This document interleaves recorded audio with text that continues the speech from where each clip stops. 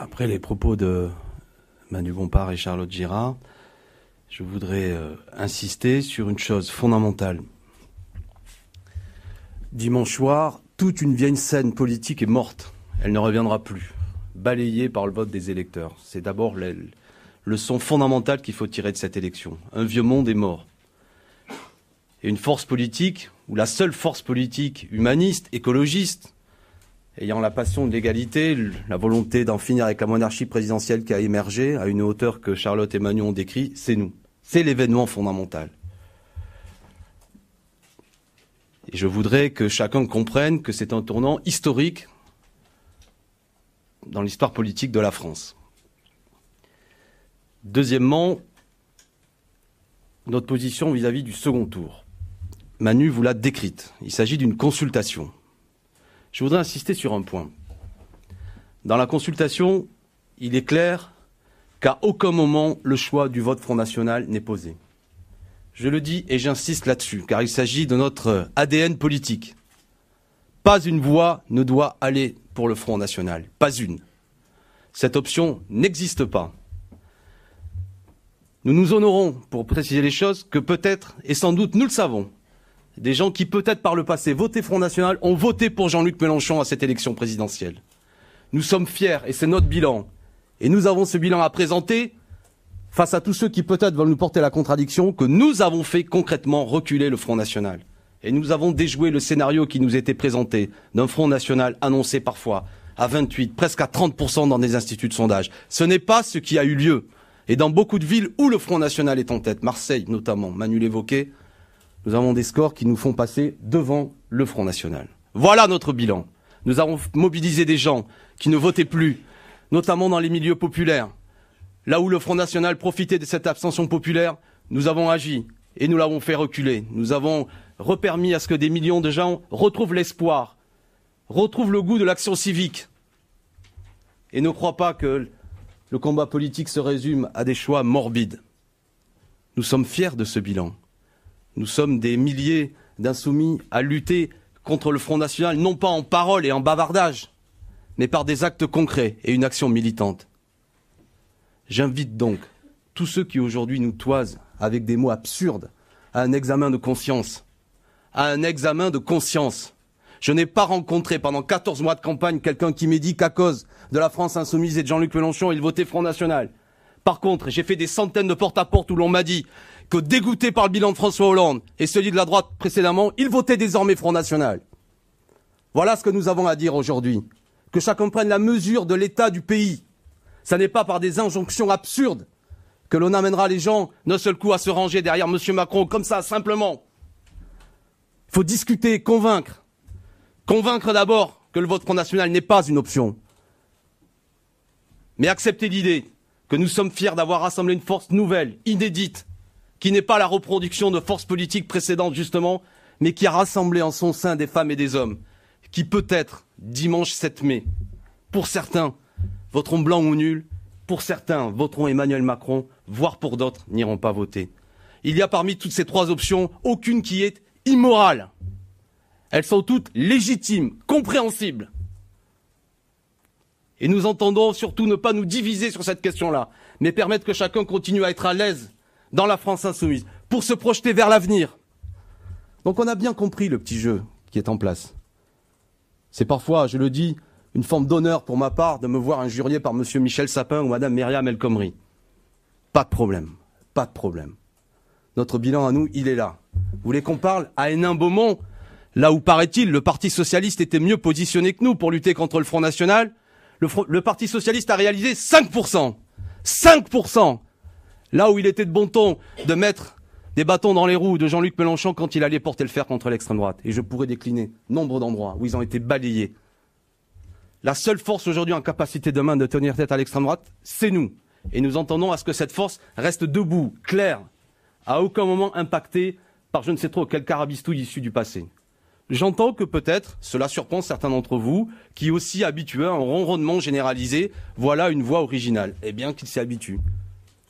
Nous n'avons, franchement, de ce point de vue-là, que ce soit moi, Manu, Charlotte et tous les insoumis, nous avons des heures de vol derrière nous, si je puis dire, en matière de lutte contre le Front National, de contestation sur des plateaux télé, de semelles de chaussures usées dans des manifestations, d'ouvrages et d'articles rédigés. À l'heure où certains nous présentaient la déchéance de nationalité pour des Français comme une option gouvernementale, ce qui était un point emprunté dans le programme du Front National. Voilà la situation. Dans ces conditions, que tout le monde se rassure, nous allons continuer à être des acteurs majeurs du débat politique qui vient.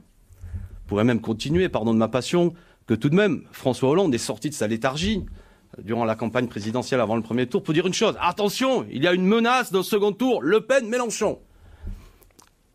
Le bilan de ces paroles, tout de même blessante pour des gens comme nous, mais passons, nous renvoyant dos à dos, nous et l'extrême droite, a amené une chose que peut-être quelques dizaines de milliers de voix ou quelques centaines de gens sensibles à la parole de François Hollande, car de tradition socialiste, ne sont pas venus voter pour nous et ont permis que Madame Le Pen soit au deuxième tour. Bravo Monsieur Hollande et merci. Voilà le bilan. De la même façon que l'on vient de m'expliquer quel était l'intérêt de la part du candidat socialiste de nous insulter place de la République et de considérer que nous aurions, je cite, un problème avec la démocratie. Voilà, à chacun, je le répète, de faire son examen de conscience. Nous pouvions être au second tour, écrire une page nouvelle de ce pays, et des forces agissantes se sont dressées contre nous pour l'empêcher, notamment en engageant des polémiques stupides, à une semaine du premier tour. À l'heure où on ne me demandait pas de m'expliquer sur pourquoi et comment j'allais mettre la gratuité de la cantine, comment j'allais augmenter le SMIC, comment j'allais permettre qu'il y ait des droits nouveaux donnés aux citoyens, on m'a demandé de m'expliquer sur ce qu'était l'ALBA, parce qu'évidemment, ça passionne les Français, ça c'est important. Pour les 9 millions de pauvres, les 6 millions de chômeurs, il s'agissait de savoir quel était le point 62 de notre programme. Vous avez été témoin de tout ça, et parfois peut-être vous-même avez-vous jugé utile d'entretenir tout ça, très bien. Le bilan est là. Donc c'est tout ça que nous allons continuer à fédérer, bien entendu, à projeter, je l'ai dit, vers l'avenir, car les échéances qui viennent sont majeures, notamment celles législatives, et puis le futur. C'est ça qui reste important. Qu'est-ce que tu me montres ? Des chiffres sur les législatives. Des chiffres sur les législatives. On arrive en tête dans 67 circonscriptions et en seconde position dans 167 circonscriptions législatives. Et pour qu'il y ait une ambiance de travail, je vous annonce que nous dépassons le seuil des 12,5% des inscrits nécessaires pour être présents dans 451 circonscriptions, soit 78% des circonscriptions législatives du pays. Voilà ce que nous avons fait de nos mains. C'est une dimension collective que je donnais à tout ça. Charlotte, Manu et moi avons l'honneur de prendre la parole, mais il y a 440 000 personnes qui se sont mises au travail.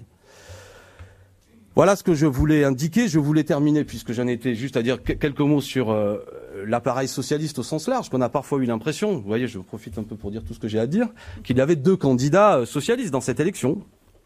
Un qui a eu pour fonction de geler quelques voix, qui ont empêché que nous puissions être au second tour, et l'autre qui finalement était le candidat naturel du bilan de François Hollande, et qui a bien été au second tour selon un dispositif décrit par Charlotte, qui était le scénario idéal, face à l'extrême droite, évidemment.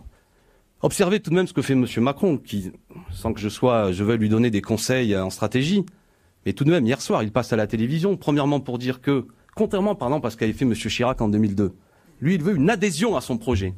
Pas un mot pour dire qu'il s'agirait de voir dans son vote, en sa faveur, un obstacle au Front National. Non, monsieur pense qu'il a la capacité, malgré ce qu'a rappelé Charlotte Girard, l'assise sociale qui est telle et l'adhésion qui est telle à son projet, lui qui réalise 16% seulement des électeurs inscrits sur les listes électorales. Il croit qu'il est en capacité non seulement d'aller pétarader à la rotonde le soir, de s'avancer avec Brigitte de manière triomphale dès le soir du premier tour, alors que tout le pays est pris d'une certaine émotion, et de dire après, 2 jours plus tard, qu'il veut une adhésion à son projet. Non, nous n'adhérons pas à un projet qui consiste à remettre en cause le code du travail par ordonnance. Nous n'adhérons pas à un projet qui vise à imposer une fois de plus la loi El Khomri. Nous n'adhérerons pas à ça. Nous n'adhérerons pas. Et je trouve même irresponsable qu'ils prennent les choses ainsi. Irresponsable. Dans une incompréhension totale de ce qu'est aujourd'hui l'état du pays. Et il se permet même, dans la même interview, de nous injurier. D'injurier Jean-Luc Mélenchon. Les 440 000 insoumis, les 7 millions d'électeurs seraient en quelque sorte déshonorés par ce que nous aurions déclaré dimanche soir. Voilà les inquiétudes qui sont les nôtres. Dans cette situation, évidemment, je le répète pour que ce soit clair, pour que ce soit entendu, je ne fais que le répéter une dizaine de fois, comme Manu l'a fait, comme Charlotte, et je le dis à travers vous, à tous ceux qui nous ont fait l'honneur de voter pour nous. Pas une voix pour le Front National, pas une. Pas une. Aucune stratégie ne peut reposer sur le fait qu'on apporte son bulletin de vote à l'extrême droite. Le message est passé. Et à l'inverse, les amis qui seront pris d'un haut le cœur tel qu'ils n'arriveront pas à le faire, mais qui peut-être jugeront plus fort de voter blanc ou nul ou s'abstenir, sont évidemment nos frères et nos sœurs de lutte. Et nous n'allons pas nous faire le cadeau de nous déchirer sur cette question-là.